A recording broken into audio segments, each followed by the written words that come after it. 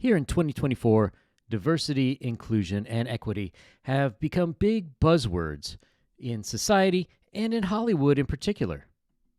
DEI has really been the order of the day. Many Hollywood studios, such as Disney and streaming companies like Amazon Prime and Netflix, have really had their sights on making movies for a more quote-unquote diverse audience. Today, we're going to take a look at two recent series. One is Echo from Disney's Marvel Studio, and the other is a little show from Netflix called The Brother's Son. Echo is based on a character from Marvel Comics from about 1999. She has the superpowers of being able to emulate any of her enemy's actions. So, for example, if she observes someone boxing, she'll be able to box. If she observes a gymnast, she'll be able to do all sorts of flips and stuff. She was also born deaf, which, of course, is why they called her Echo. She's also Native American, part of the Chautauqua tribe. And just in case that wasn't enough diversity for you, they also gave her a fake leg. Echo's origins are that her father used to work for Wilson Fisk, who was the kingpin, which some of you might remember from the glorious Daredevil Netflix series starting in 2015. Her father was killed by Fisk, and Fisk then raised Echo as his own. She eventually became Fisk's personal assassin to help him out in his questionable business dealings until she tried to kill him. From there, she heads back to her home in Oklahoma, which maybe is on a reservation, we're not really sure. And despite the fact that all of her family and friends who were there are now going to be targets for revenge assassination, she goes there and to do stuff. Oh, did I mention she has some sort of magical powers from a swirly thing in her hand that comes from her ancestors? Well, that's a thing too. Eventually, we find out Wilson Fisk is not dead, despite being shot in the eye, and she has to confront him where she wins or something, and then he leaves and go back to New York. I'm not really sure why what happened, but it did. The Brother's Son is an 8-part Netflix series starring Michelle Yeoh as a mother who takes her son Bruce to live in California as a kid. It turns out that her husband is the head of the Jade Dragons, a legendary Triad gang from Taiwan. The older brother Charles is attacked in Taipei in order to draw out their father, Big Son. When Big Son is shot, he has to go to California to protect his mom at all costs. Turns out his mom has been working as a nurse, and his little brother knows nothing about the business. He's studying to be a doctor. Hilarity ensues when assassins try to kill the whole family. Both of these shows are decidedly about minority groups. In Brother's Son, you have the immigrant Chinese/Taiwanese community, which is different from Chinese from China or from Taiwan. In Echo, you talk about Native American/deaf/amputee cultures. The Brother's Son is really an exploration of what does it mean to be that first-generation American and how the differences between those who came from Taiwan and those who basically grew up here in the U.S. We see a careful exploration of what the immigrant Chinese life is like in Southern California. Now, having lived in San Gabriel for about 12 years myself, I can tell you this is spot on. You have the older community engaging in a lot of traditional activities.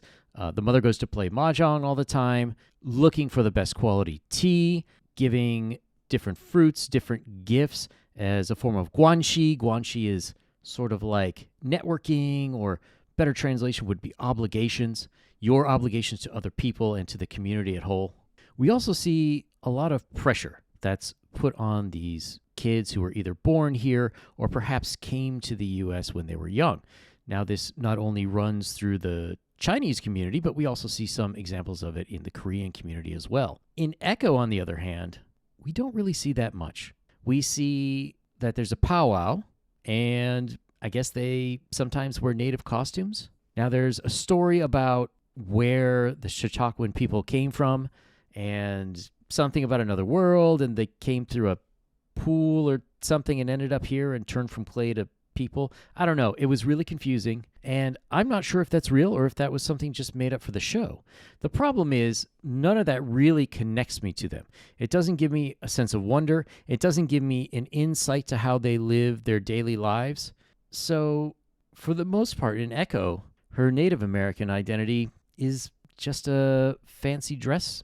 In terms of being deaf, we never see her interact with Gallaudet or the National Technical Institute for the Deaf, the two largest deaf universities in the U.S. We don't really see her interacting with anyone else who's deaf. We just see her uncle, Wilson Fisk, has a translator who's always there to translate for her. And then somehow her family members learned sign language when she was young. Okay, fair. But she hasn't been back in like 20 years, so how do they still remember it? I mean, I lived in Japan 20 years ago and I spoke Japanese at the business level, but it's pretty darn rusty these days. How would her family be able to communicate with her that well? So there's a lot of questions, and being part of the amputee community, we don't see anything about that at all. The next area of successfully making a minority TV show or movie is relatability. Even though these characters are outsiders to the mainstream audience, they need to have some way to let the audience in so that we care about them. In The Brother Sun, we see this in a number of ways. Number one, the older brother Charles, he loves to bake. Even though he's a cold, hard killer named Chairleg, he has a softer side as well. He doesn't really want to be a killer. He wants to get out of that life, but he stays in out of a sense of obligation to the family. Everyone can relate to familial obligations, whether they keep them or not. Everyone's felt that pressure at some point. The younger son, Bruce, he doesn't really want to be a doctor. He wants to do improv, and his mother is dead set against it. I totally agree with Mom, but this is another instance of that familial pressure. You got to do it for the family. The mother, whose code name was Rolodex because she held all the Triad secrets, she was basically cast out of her luxurious life in Taipei. She was kicked out of Triad society, forced to go to the U.S. and become a nurse from scratch. She didn't receive any money from her husband, and she was forced to raise Bruce, and she did it out of obligation to her son and to her family. In Echo, well, we don't really see this so much. It's really the story about a young woman who's a cold-hearted killer who wants a better position. At first, it seems as though she wants to take over Fisk's empire and become, I guess, a more well-respected killer. But in the end, like I said, goes and visits her family, putting all of them at risk for being murdered. It's only blind luck that none of them were.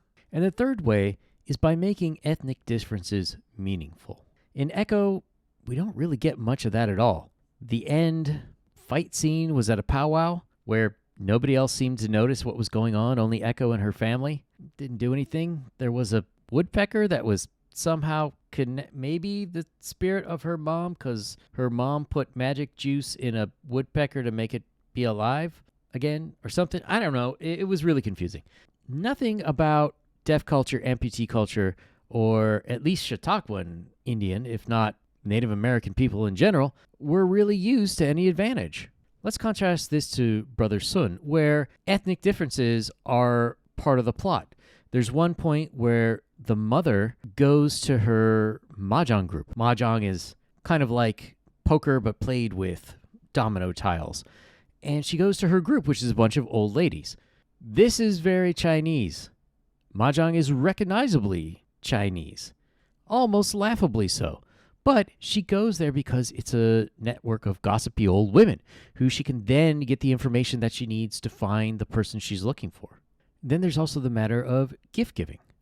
In Chinese culture, when you're going to visit someone, it's customary that you should bring either some kind of fruit or some kind of sweets or some other such gift that you know the person would like.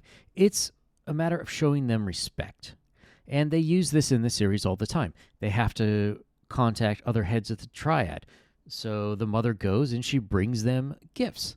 When she's coming from the U.S. going to Taipei, she brings them American sweets, things that they don't have in Taiwan.